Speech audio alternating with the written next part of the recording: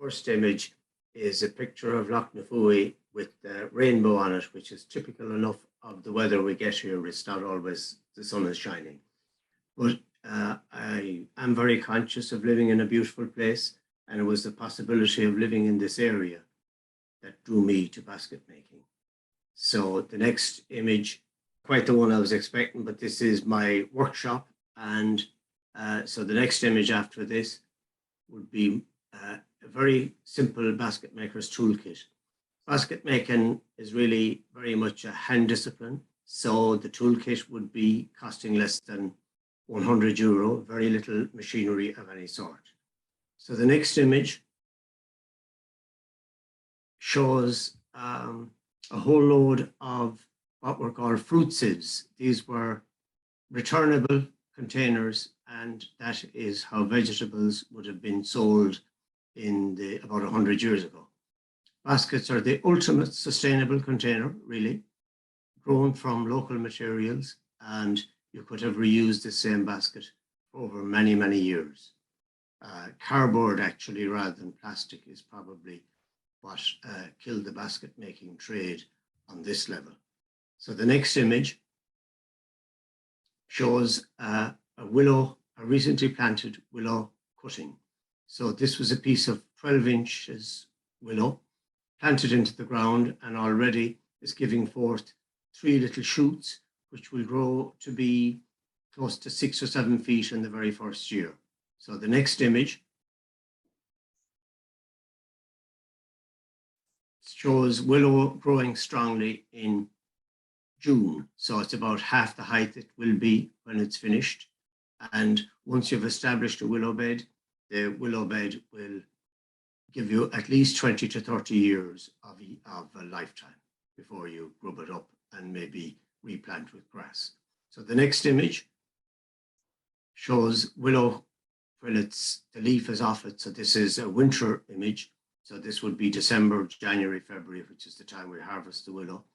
And in front, you can see some willow that has been cut. So the next image shows that willow then gathered, sorted into various lengths, and now it's drying outdoors for a period of at least 2 months. So all the moisture will go out of it, and that willow will be soaked when I need to use it for basket making. So the next image shows 2 brothers, Tom and Mike Quinlan. So when I started basket making, there was no easy entry into it. You couldn't get an apprenticeship or any kind of training of any sort.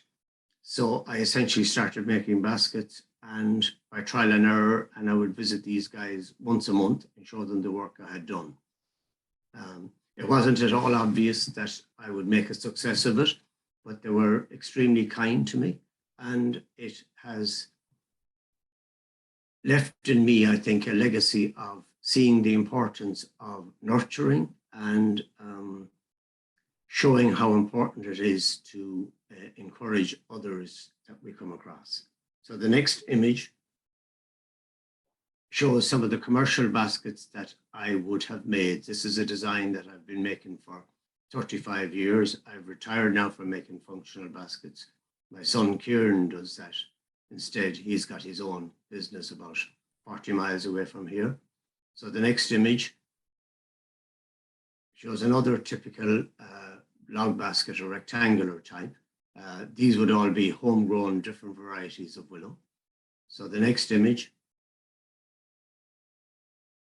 this is a basket maker from the UK called David Drew. He now works in France. Well, he stopped working, essentially. He's retired now. But I had a visit with him in 1985, and it was a very inspirational visit because it showed me that it was possible to work to the highest standards while still making something that was commercially viable. The pressure on basket makers to make, say, 2, 3, sometimes even 4 log baskets a day is quite a difficult thing to do, and it can actually kill the joy too. So my visit to him it kind of reinforced my belief that one has to work to one's own standards. to make the best work that you can. There's a lovely piece by a few words by Mary Oliver. She talked about honing her own craft as a poet. I saw the difference between doing nothing and doing a little, and the redemptive act of true effort. Reading, then writing, then desiring to write well, shaped in me that most joyful of circumstances, a passion for work. I feel that it's so important that we work not to make perfect work, but doing what you can to the best of your ability. The next image shows a traditional Irish donkey creel. I had no idea that such baskets existed when I came to live here in Loch Na Fooey, which is on the Galway-Mayo boundary. A hilly country and an Irish-speaking area, and one of the last places where old traditions survived. So I was shown how to make this by my next door neighbour, Tommy Joyce, when he came to welcome us to the place. I had no idea that he was a basket maker, but he kept a small garden of willow and showed me how to make this basket within 2 months of arriving here. Next image shows a donkey on a basket, and the turf was brought from mountain bogs in the late 70s. They were still using what looks like a very primitive mode of transport. So the next image shows a straw mat. So you can't put the mats, or you can't put the donkey or the baskets on the donkey without this mat first. This is usually covered with sacking so you don't see it. So I learned also how to make this from Tommy. And gradually I began to realize that there was a whole tradition of indigenous baskets, which was kind of essentially disappearing before my eyes. So the next image shows a traditional Connemara lobster pot. These were put into the water, the seawater, and baited, and absolutely a sustainable container, but bit by bit, they were replaced by plastic. So the next image shows the same style of pot, but this is from Northwest Mayo, and the material here is actually heather. So this was a kind of an amazing experience for me to try to recreate these designs. I found this material very, very difficult to work with, but it also introduced me to the possibility of working with fibrous materials other than willow. So the next image shows you potato ridges on the hillside opposite where we live. It's kind of humbling to think, I think, that people made potato ridges by hand on such steep ground on a north-facing slope. But the density of population here at that time in the 1800s was very high. The marks left on the landscape by people like that are a reminder, I suppose, of the people who have gone before us. It's something I'm quite conscious of, that no landscape is without its human history, for good and for ill. So the next image shows a traditional potato basket. This was used for straining and serving potatoes. And this is based kind of on the traditional designs which still existed around here. The next image shows the same potato basket, essentially unchanged, but just made with different varieties of willow. So they'd have been all willows that I grow myself on our ground. So the next image is a different type of potato basket. This is called a sciog. It's what we basket makers call a frame basket. I didn't make this. This was made by Alison Fitzgerald, and it's a very, very common type of construction amongst basket makers. Next image shows the cover of a book called Basketmaking in Ireland. I ended up teaching a lot of basket making to others in an effort, if you like, to keep these old Irish traditions alive, and I began to realize the importance of recording them. So the next image shows you an indigenous basket from another country. This is a shepherd's cloak from Galicia in northern Spain, which are commonly regarded as a weed. So the next image shows you from the same country, but further south, esparto grass sandals. They are made from, they will only grow in warm desert-like places, esparto grass. So next image shows split oak from Cumbria. There was a tradition of this also in Wicklow in Ireland. So this was made by Owen Jones, one of the last makers of these swales. So the next image shows a Ducken Kishi. So this is made from dock leaves and a type of twine that's made from twisted rush. So all materials that would be dismissed as weeds. But I think all of these indigenous baskets respond very beautifully to an injunction by the Canadian poet Anne Michaels, when she says, "Find a way to make beauty necessary, find a way to make necessity beautiful." And although it seemed to be straying off the Irish theme to show work from other countries, but I think indigenous work from all cultures seemed to me to have that great respect for local tradition and rich heritage. So the next image is a mountain lake near where I live. This is called the Dirt Lakes. It's a series of 2 or 3 glacial lakes, and I'd often walk around the top. But in the lower section left of screen, there were peat bogs, and here the peat had been cut away and it left remnants of the roots of old pine trees, which would be 5,000 to 6,000 years old. So the next image shows these pieces of bog pine root brought home. And I had no particularly clear idea of what I was going to do with this wood. But I think it's terribly important when you get a kind of an inspiring idea to follow it through. I was going to read a piece by Ray Carver, but I think I'm just going to keep this presentation a bit shorter because I'm conscious that we're short of time. So instead, I'll show you the first basket I made using bog wood. So the next image. This next image shows a bog boat, and it's one of the first baskets that I made using a combination of pieces of this bog pine tied together. All of these, I'm using very traditional techniques. So the donkey creel that I showed earlier, which was made upside down, was the inspiration for this basket. So the next image shows the making of a sculptural pod using this bog pine wood. So next image, that's the beginning. The next image shows it halfway made, and the next image shows it being completed. So it's quite a slow process, but it seems to me to be one of the few ways that I can use this wood in a way that seems to me to bring out some of its great qualities.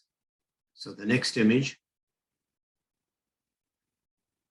this is a different type of technique showing ribs. So it's kind of a question, it's almost a bit like a loom, if you like, weaving back and forth. It used to be traditionally from half fresh material amongst basket makers, but I always dry out the material and soak it and then steam it, because this way shrinkage is minimized. So the next image shows this basket completed. So next image shows that basket completed. You know, again, all bog pine wood. Next image. So this is a picture of a rowan tree where branches have fallen out of the tree and the tree has naturally healed. And I would find those kind of holes very suggestive for making sculptural work. most of the time these happen naturally, but the next image, shows a tree where I've actually gone, and this was a alder tree, trees that I planted about 30 years ago, and which were due for thinning. So I knew that I was going to fell this alder tree anyway. So I came with a chisel about 5 years beforehand and carved the tree bark, and then allowed nature to heal it. So they will be the beginnings of baskets. So the next image shows a basket made from a piece of wood of that type. This basket is called Birth. So the next image is a very large basket. This is probably about more than 2 meters long, but it's still using the same traditional techniques. Big burden basket, I call that. Next image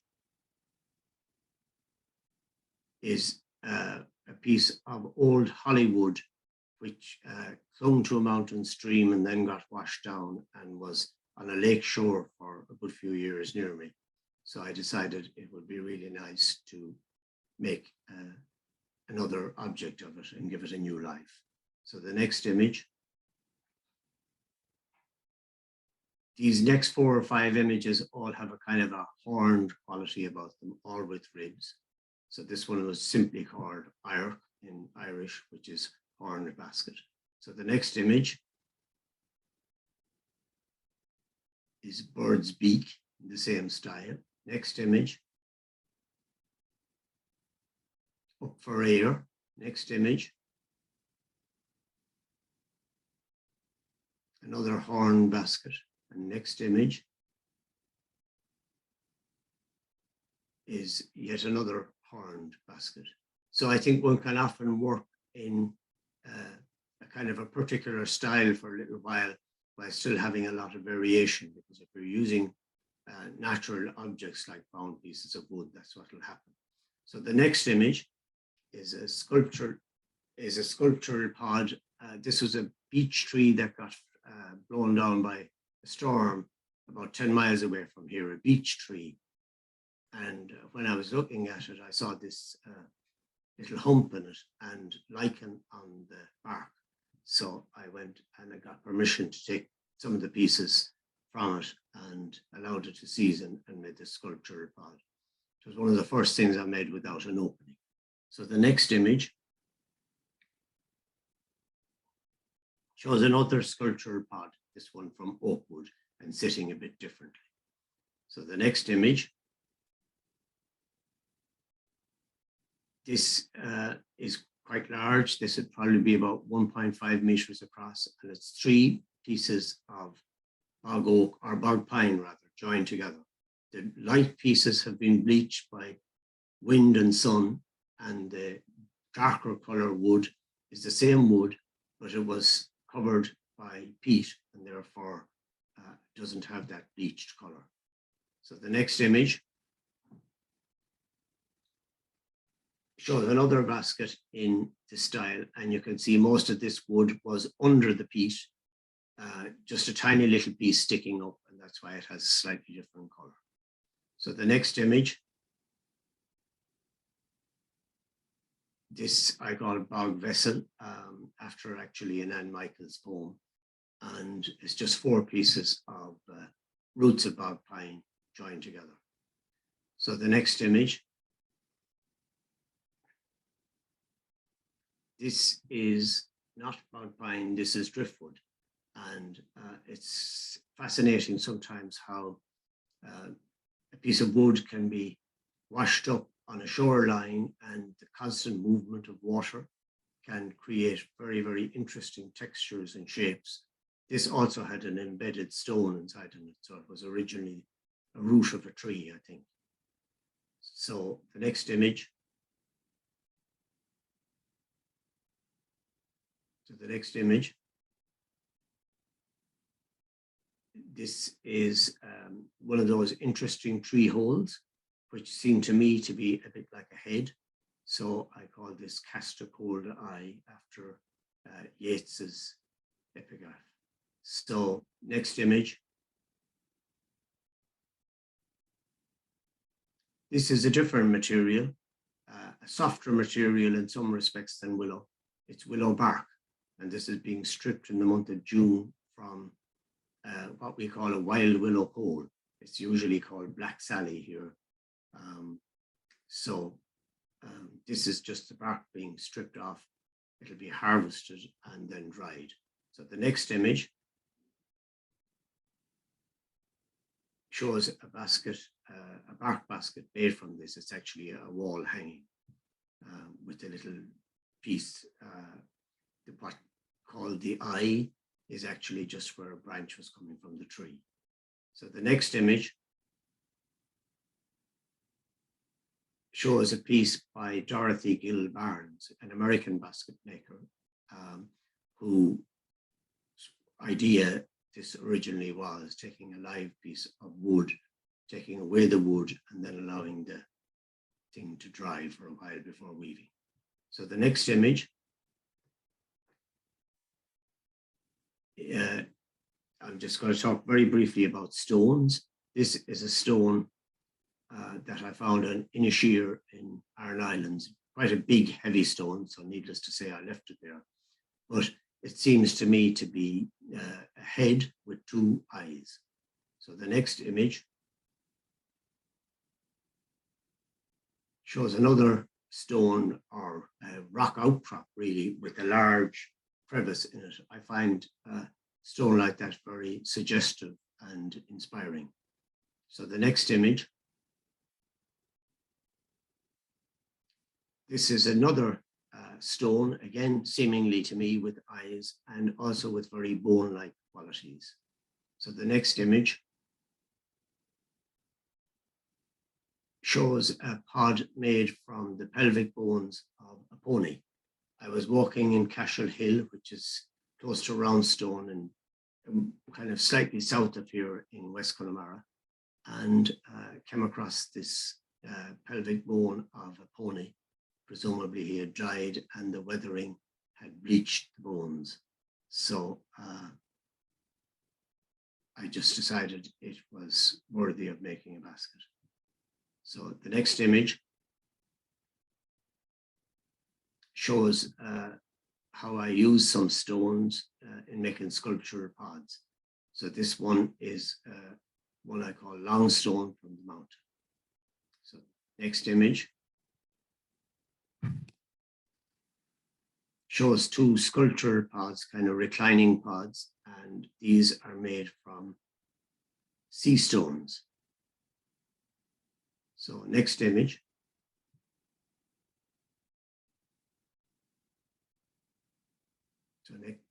so the next image shows a collection of stones again. The one on the right are sea stones and the others are stones from the land.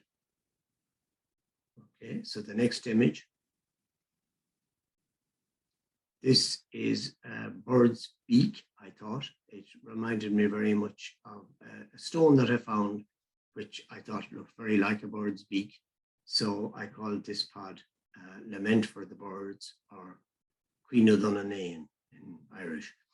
And it reflects the fact that there's been a shocking decline in bird numbers in my lifetime, especially in even the 40 years I've been making baskets. Curlews, which were once common, have had a catastrophic drop in numbers in this country in the last even 20 years. And this kind of leads me on to a project I've begun working on the last little while, which is making nests. So next image, please.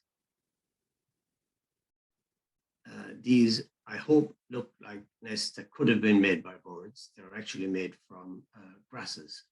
One of the inspiration for these nests was a poem called Wild Geese by Mary Oliver. I'm just going to quote 3 or 4 lines from it, the concluding lines. Whoever you are, no matter how lonely, the world offers itself to your imagination, calling to you like the wild geese, harsh and exciting, over and over announcing your place in the family of things.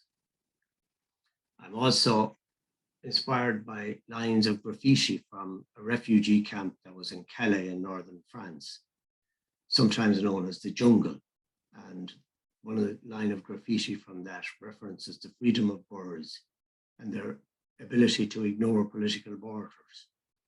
We borrow the hearts of the migratory birds who do not trouble themselves with borders. It's something I think that we human beings could certainly learn from the birds. So the next image shows a birch twig nest with what we call reindeer masks, which grows on the hills here as a sign of very clean air, and a little sea stone in the middle. Next image shows a group of wild willow nests, and most of these were the wild willow was harvested while the catkins were bursting out. So the next image shows nests of quite different material. This is where lichen forms on large trees, and I would have harvested that material and fashioned nests out of them. The nest in the bottom middle is actually made from the root hairs of ash tree.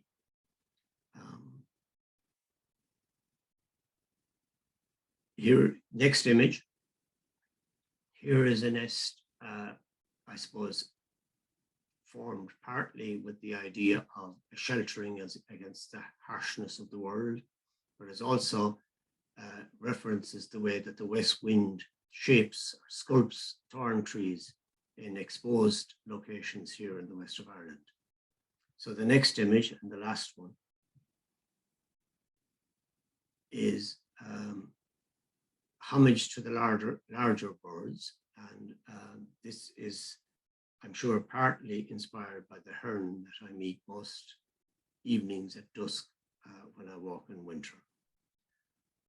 Finally, for anyone interested in Irish craft, next image, I would just like to mention that there is an online forum called making.ie, and it is without a paywall, and you will find several articles about different Irish makers in it. So anyway, that's all I've got to say. Thanks, bye. Joe, that was unbelievable and absolutely incredible. And thank you so very much for saying yes to be here today, and for saying yes to sharing your work and your inspiration, which clearly comes from where you exist in the world in County Galway. County Clare. Yes, that's all right. County Galway. Okay, thank you for having me. All right. Yeah, it's absolutely stunning. Thank you very, very much, Joe. It's really a pleasure to have you here today to speak to us. Thank you. Lee and Philip, I know you're both such big fans of weavers of baskets, especially you, Philip. I'm sure you were very inspired by Joe's presentation. Absolutely. He's in Japan. If he was Japanese, he would be called a living national treasure. So I think you can give him the same title in Ireland. Just yeah, it's pretty mind-blowing stuff. Thank you. Thank you. I particularly love your homage to the birds and the nests. You know, I do think that, you know, there is so many of the bird species that are, and the animal species in general, that is leaving the earth, but to be visibly see a decline in the bird species in Ireland just from, you know, where you are is, you know, a tragedy. I think so too. I'm really fond of baskets because I think it's so interesting that each country has their own, and so that there is common ideas, and then there is specific national ideas or local because of the nature. What I find so interesting here is that I call it sometimes European ethnic, that there is actually in the northern countries also a similar encounter with nature and craft, which is making very powerful work, that meeting. And I think it's sort of an answer to the whole discussion of what people call approbation and so on. There is so much power in any location here. And what we see today, you know, you have this accumulation of powerful craft-minded things. it's hugely inspiring. And this, for me, the baskets, that was the part which almost makes me cry. I love them so much. Beautiful. Thank you so much.